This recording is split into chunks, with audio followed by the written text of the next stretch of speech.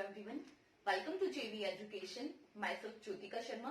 तो फ्रेंड्स, आज की वीडियो में हम डिस्कस करेंगे हिमाचल प्रदेश के जनपद।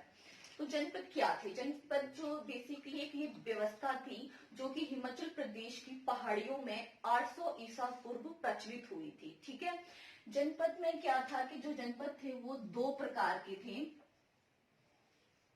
कात्यायन के अकॉर्डिंग। ठीक है, कात्यायन के अनुसार ये जनपद दो प्रकार के थे। इसमें एक पहला था राजशाही, दूसरा था गणतंत्र या संघ। ठीक है, तो जो राजशाही था वो था जो राजाओं और राणाओं के द्वारा जिसपे शासन किया जाता था, और जो गणतंत्र था ये लोग स्वतंत्र थे। जो गणतंत्र में थे वो थे हिमाचल प्रदेश की जो पहाड़ियों में आदिवासी रहते थे, वो थे गणतंत्र और संघ में। धीरे धीरे क्या हुआ, जो ये आदिवासी है ये चेंज हो गए, राजा यहाँ पे राजा और राणा का शासन शुरू हो गया, और जो गणतंत्र वाला सिस्टम था वो यहाँ पर खत्म हो गया। ठीक है, तो जो ये गणतंत्र थे पाणिनि के द्वारा इनको आयुधजीवी कहा गया है। ठीक है, ये क्वेश्चन कई बार यहाँ पर पूछा जाता है, इसलिए मैं यहाँ पर लिख रही हूं कि पाणिनि ने आयुधजीवी कहकर संबोधित किया था जो गणतंत्र या संघ था। और आपका कौटिल्य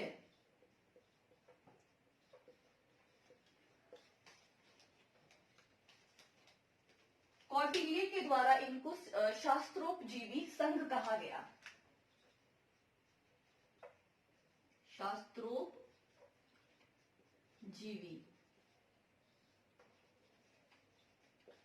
संघ। ठीक है, तो यहाँ से क्वेश्चन कई बार पूछा जाता है कि पाणिनि ने जो गणतंत्र जनपद में गणतंत्र जो व्यवस्था थी उसको उन्होंने क्या कहकर संबोधित किया था, और कौटिल्य ने क्या कहकर संबोधित किया था। तो जो ये गणतंत्र वाले जो आदिवासी थे, जो कि जिनका एक संघ था, गणतंत्र संघ था, वो लोग क्या करते थे कि लड़ाई झगड़े हुआ करते थे उसमें ही वो अपना ज्यादातर टाइम व्यतीत करते थे। तो बाद में क्या होता है कि ये गणतंत्र धीरे धीरे खत्म होते गए, और यहाँ पर जो व्यवस्था अब आई वो आई राजशाही, जिसमें कि राजा और राणाओं का शासन था, राजा और राणा। और कालांतर में तो ये वाली व्यवस्था भी खत्म हो गई। यहाँ पर राजशाही जो व्यवस्था थी वो भी, मतलब जो हमारे जनपद थे वो ये जनपद वाली व्यवस्था खत्म ही हो गई थी। तो इसका क्या कारण रहा था? क्योंकि जो जनपद थे वो हुआ करते थे छोटे छोटे से संघ। ठीक है, तो यहाँ पर जो जैसे कि आपका मौर्य काल जब आया, जब मौर्यों का शासन हुआ और बाहर के कुछ आक्रमणकारी आए जैसे कि सिकंदर वगैरह, उन्होंने जो ये छोटे छोटे से संघ थे इनको तबाह करना यहाँ पर शुरू कर दिया। ठीक है, और जो यहाँ पर बड़े बड़े राष्ट्र थे, बड़े बड़े राज्य थे, वो उभर कर सामने आए, और जो ये जनपद व्यवस्था हुआ करती थी ये खत्म ही हो गई। ठीक है, तो जो हम देखते हैं अब कि कितने प्रकार के जनपद थे यहाँ पर हिमाचल में, कौन कौन से जनपद थे। ठीक है, तो जो जनपद थे जिसमें कि फर्स्ट था, सबसे पुराना जो जनपद था वो था त्रिगर्त। ठीक है, सेकंड था कुलूत, थर्ड औदुंबर,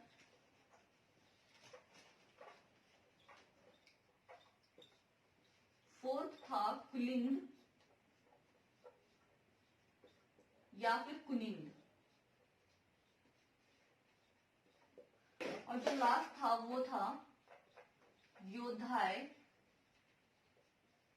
या जिनको युगांधर कहा जाता है।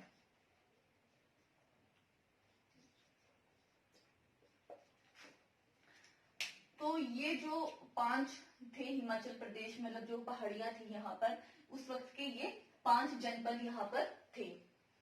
तो हम देखते हैं त्रिगर्त जनपद, त्रिगर्त जो कि आज का प्रेजेंट टाइम में जो कांगड़ा है। ठीक है, तो जो त्रिगर्त राज्य है, त्रिगर्त राज्य का जो उल्लेख है वो महाभारत में, पुराणों में, पाणिनि की अष्टाध्यायी में, और हेमचंद्र की अभिदार चिंतामणि, कल्हण की राजतरंगिणी और बृहद संहिता में मिलता है। ठीक है, तो जो त्रिगर्त जनपद था, त्रिगर्त जनपद की स्थापना भूमिचंद ने की थी।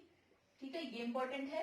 और जो सुशर्म था, सुशर्म उसकी पीढ़ी का 231वां राजा था। ठीक है, जो ये सुशर्म चंद था, इनके द्वारा ही जो कांगड़ा का किला है वो बनाया गया था और नगरकोट को इन्होंने अपनी राजधानी बनाया। ठीक है, महाभारत काल में ऐसा माना जाता है जो सुशर्म चंद थे, इन्होंने युद्ध में कौरवों की ओर से ये लड़े थे। ठीक है, तो इसके बाद जो कनिष्क वृत्ति है, कनिष्क वृत्ति में त्रिगर्त को त्रिगर्त षष्ठा के नाम से जाना गया।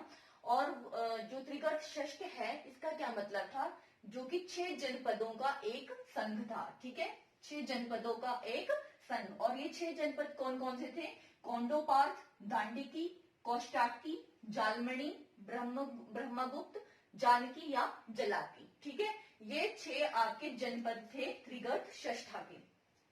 और जो त्रिगर्त है, त्रिगर्त रावी, ब्यास और सतलुज, ये 3 नदियां हैं, जो उसके बीच का जो क्षेत्र था उसको त्रिगर्त के नाम से जाना गया। ठीक है, त्रिगर्त का मतलब ही यहाँ पर ये निकाला जा सकता है, जो 3 नदियों रावी, ब्यास और सतलुज के बीच का जो एरिया था उसको त्रिगर्त कहा गया। ठीक है, उसके बाद पाणिनि ने त्रिगर्त को आयुध जीवी संघ कहा। जो आयुध जीवी संघ है, इसका क्या अर्थ था, जो कि युद्ध के सहारे जीने वाला संघ। ठीक है, तो ये सब था त्रिगर्त के बारे में। यहाँ से यही क्वेश्चन पूछे जा सकते हैं, आपको जितने भी क्वेश्चन यहाँ पर पूछे जा सकते हैं त्रिगर्त जनपद से, वो मैंने आपको सब यहाँ पर करवा दिए हैं। अब हम नेक्स्ट जो करेंगे वो करेंगे औदुंबर।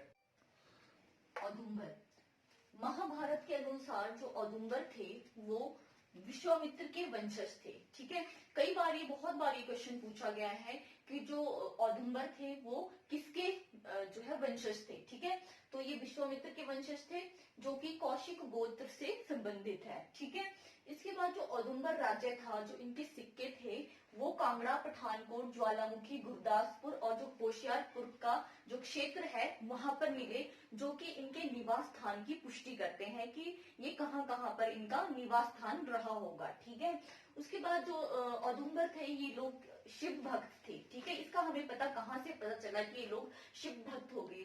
जो औदुंबर थे, इनका जो इनके सिक्के थे उस पर त्रिशूल का चिन्ह मिला। ठीक है, जिससे कि ये अनुमान लगाया जा सकता है कि जो औदुंबर थे वो लोग शिव की पूजा करते थे।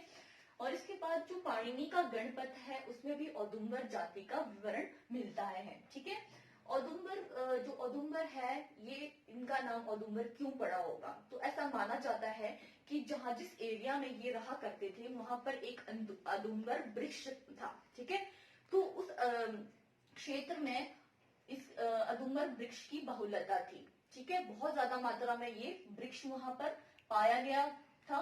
इस वजह से ऐसा कहा जाता है कि जो औदुंबर है उनका जो नाम है वो औदुंबर वृक्ष की वजह से इनका नाम पड़ा होगा। ठीक है, इसके बाद जो ब्राह्मी और खरोष्टी लिपि में औदुंबरों के सिक्कों पर महादेवसा शब्द मिला। ठीक है, कौन सा शब्द, महादेवसा, जो कि महादेव का प्रतीक है। इस बात से भी हम अनुमान लगा सकते हैं कि जो औदुंबर जाति के लोग थे ये शिव भक्त हो गए। ठीक है, उसके बाद सिक्कों पर त्रिशूल चिन्ह मिला। और जो औदुंबर थे ये शिव भक्त के साथ साथ में भेड़ पालक भी थे।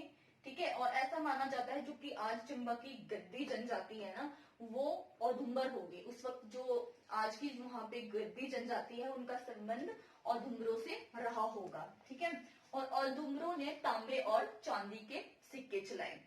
तो ये सब था औदुंबर के बारे में। यहाँ से क्वेश्चन जो बहुत बार पूछे गए हैं, जैसे कि औदुंबर किसके वंशज थे। ठीक है, विश्वामित्र के। इसके अलावा ये पूछा जाता है कि जो औदुंबर है उसका नाम किसके कारण पड़ा होगा।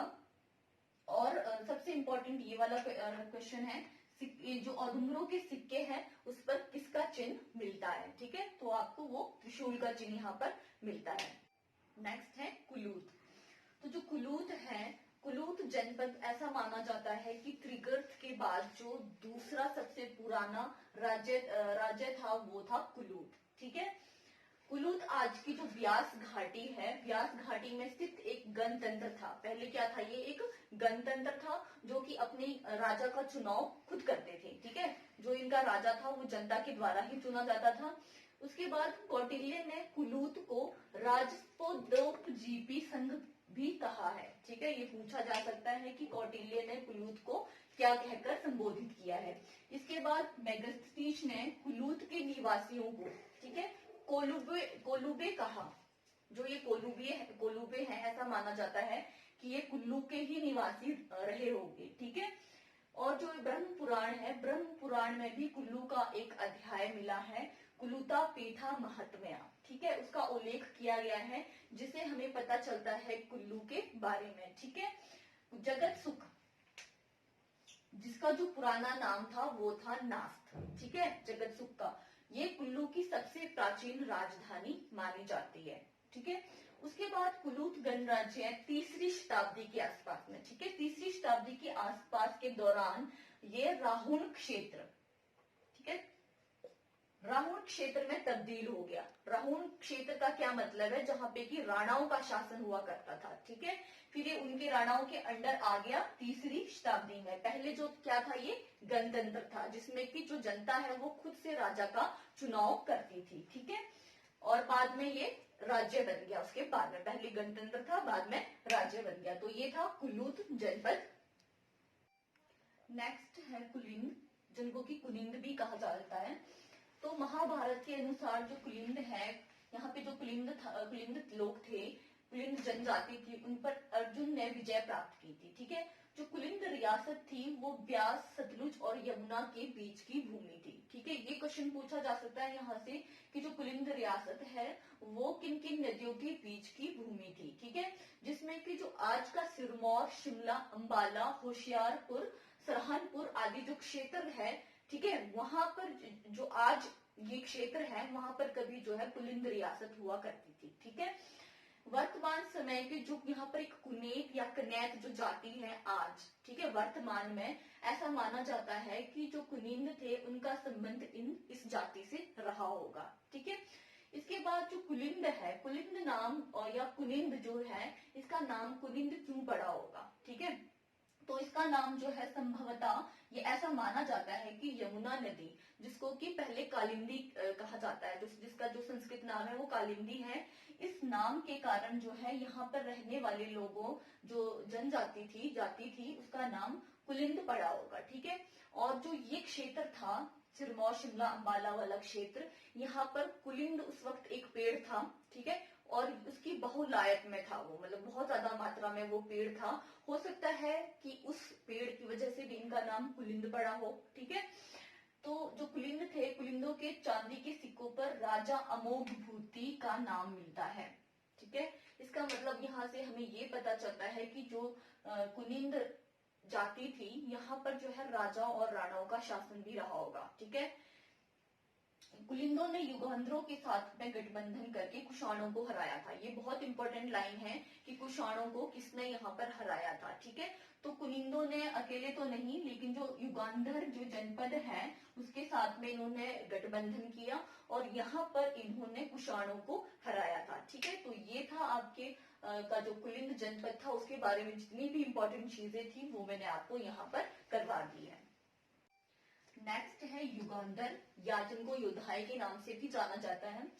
तो जो युगांधर था ये एक शत्रुद्र गणराज्य था। ठीक है, इन्होंने महाभारत युद्ध में भी भाग लिया था और ये मैदानों में सतलुज और यमुना के बीच का जो एरिया है, जो कि आज बिलासपुर और नालागढ़ का एरिया है, उस क्षेत्र के समीप ये रहते थे। ठीक है, नाहन, मंडी और रामपुर में युगांधरों के सिक्के भी पाए गए हैं। मतलब जो आज के एरिया है हिमाचल के, नाहन, मंडी और रामपुर, वहां पर जो है युगांधरों के सिक्के भी पाए गए हैं। और ऐसा माना जाता है कि कुलिंदों की तरह इन्होंने भी, ठीक है, युगांधरों ने भी क्या किया, कुषाणों को इन्होंने हराया और यहाँ पर कुषाणों को हराने के बाद में इन्होंने अपने साम्राज्य की यहाँ पर नींव रखी। ठीक है, और उसके बाद जब इन्होंने कुषाणों को यहाँ से हराकर भगा दिया था, उसके बाद जो इनके राजा को महाराजा का शीर्षक मिला था। ठीक है, तो जो इन्होंने अपना जो राज्य बनाया, अपना साम्राज्य बनाया था, वो साम्राज्य तो नहीं कहेंगे, जो अपना इन्होंने राज्य बनाया था